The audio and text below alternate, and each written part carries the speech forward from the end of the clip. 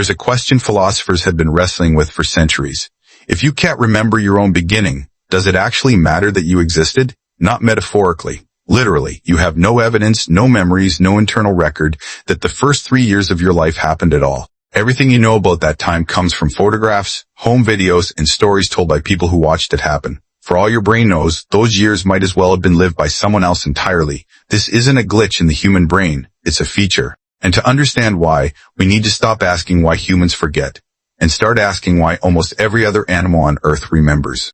Let's start with what seems obvious. Your earliest memories probably don't go back further than age 3 or 4. You remember birthday parties, maybe a sibling being born, fragments of a house you lived in. But everything before that? Darkness. Complete, absolute, unbroken darkness. Neuroscientists call this infantile amnesia, but the name is misleading. It's not that your infant brain couldn't record memories. It did.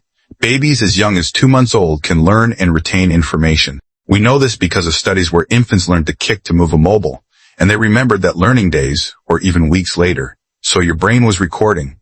The question isn't why it stopped recording. It's why it deleted everything that came before.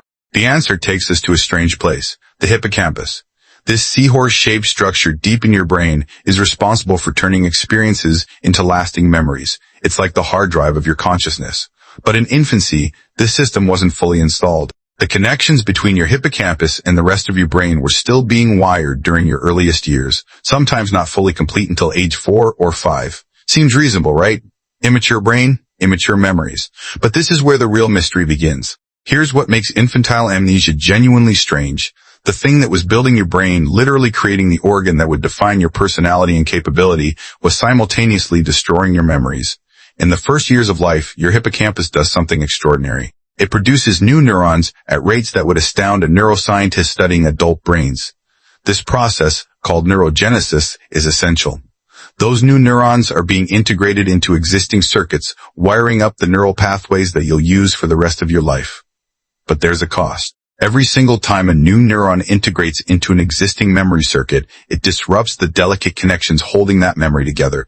It's like renovating a house while someone's still living in it. You're replacing the foundation, rewiring the electrical system, tearing down walls. The old blueprints don't matter anymore. They're in the way. Researchers at the Hospital for Sick Children in Toronto, Sheena Jocelyn and Paul Franklin, tested this in 2014 with a simple but elegant experiment. They artificially increased neurogenesis in adult mice. The result? Those mice started forgetting things they had previously learned. Then they did the opposite.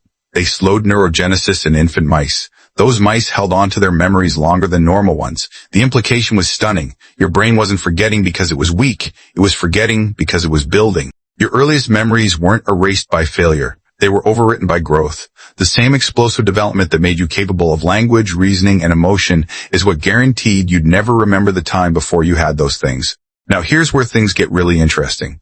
Humans are not the only animals that raise dependent infants. Many species do. Most of them don't forget. Take elephants. An elephant calf is born largely helpless, dependent on its mother for years. And elephants remember. They have lifelong memories. An elephant will recognize another elephant decades after their last encounter. They remember specific waterholes visited once as an infant. They return to the same routes across thousands of miles because they remember the paths their mothers taught them. An elephant calf doesn't experience infantile amnesia. Dolphins and whales, same story. Their calves are born completely helpless, requiring years of care. But dolphins are famous for their long memories. They recognize individual humans. They remember social hierarchies and past interactions with other dolphins years later. Primates are closer to us. A chimpanzee infant is dependent on its mother for 5 to 7 years, proportionally even longer than humans, relative to their lifespan. And yet chimpanzees don't forget their infancy. They remember their early lives. Humans are the anomaly. We're the species that invested the most in our children's development. We're the species with the longest period of dependency. And we're also the species that uniquely forgets those years of investment entirely. Why would evolution design a system that forgets the most formative period of life? There's a philosophical angle here that's even stranger than the neuroscience. To have a memory, a real memory, not just a learned behavior, you need something that sounds simple but isn't. You need to be the protagonist of your own mind. You need a sense of continuous self. You need to understand that experiences are happening to you, a distinct entity moving through time. This is called autobiographical memory, and it requires self-recognition. There's a classic test called the mirror self-recognition test. You put a dot of rouge on a baby's nose and place them in front of a mirror. Before 18 months old, babies treat the reflection like another child. They don't recognize it as themselves. They don't reach for the mark on their own nose. But around 18 months, something shifts. Suddenly, babies start reaching for the mark on their own face. They understand, that's me.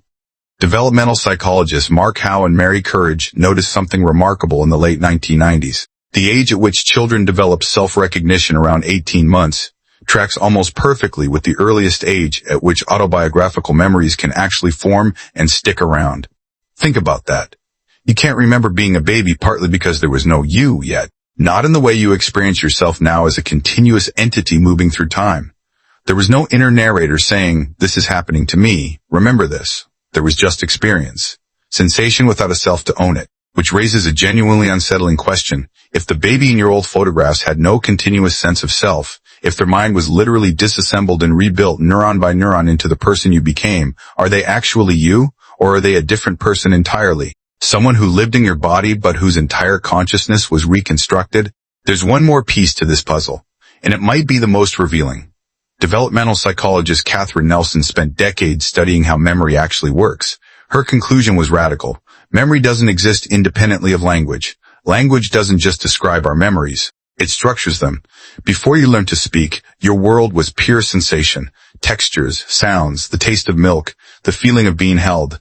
These impressions existed in real time, in the moment. But without language, without a framework of words to organize them, they couldn't form a lasting structure. Think of it like water pouring into a glass with no bottom. The water flows through, but it doesn't accumulate. Once children begin to speak, and more importantly, once they begin having conversations with adults about the past, remember when we went to the park? What did you have for breakfast? Their memories stabilize. Language gives memory a skeleton. It creates a framework that experiences can hang on to. And here's where culture enters the picture in the strangest way. Psychologist Chi Wang at Cornell conducted research across different cultures and found something remarkable. The age of your earliest memory actually depends on where you grew up and how your parents talked to you. In Western cultures, particularly North America and Europe, parents engage in what researchers call high elaboration narratives. They constantly ask their children questions about their experiences. They tell stories. They build personal narratives. They narrate the child's life as it happens. In these cultures, earliest childhood memories typically start around age 3. 5. Among the Maori of New Zealand, whose entire cultural tradition is built on oral history and personal narrative, where storytelling is sacred and genealogy is lived daily, earliest memories go back to age 2. 5. But in many East Asian cultures, where childhood narratives focus less on individual experiences and more on collective and family roles, earliest memories don't typically form until age 4 or later. Your culture literally shapes how far back your memory reaches. Not just what you remember, but how early you can remember. Different childhoods, different memory horizons. So let's synthesize this. Multiple systems all conspired to erase your early life. Your brain was undergoing the most explosive development of your entire existence, producing new neurons at rates that would never be matched again. Those new neurons tore through existing memory circuits, overwriting what was stored there. You had no sense of self to anchor experiences to. You were not yet conscious of being a continuous entity named you moving through time. You had no language. Your experiences were raw sensation without a framework. And your culture, the way your parents spoke to you, what they told you about your own life would ultimately determine how far back your constructed memories could reach. All of this, working together, conspired to delete everything that came before. But here's the philosophical twist. This wasn't a bug. It was a feature.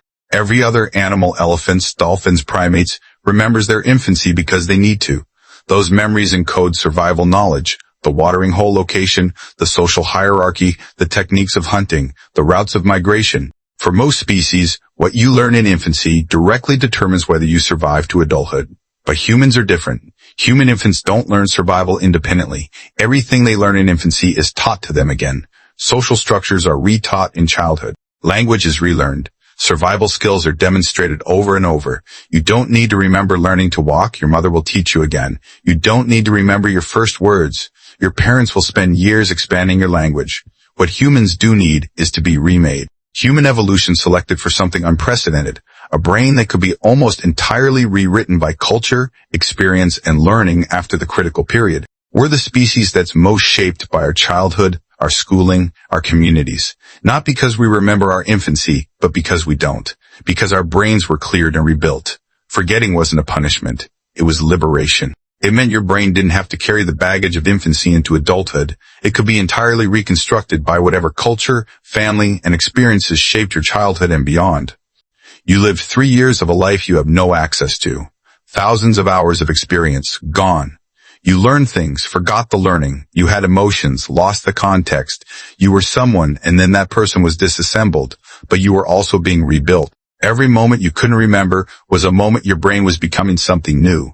Not preserving the past, but constructing the future.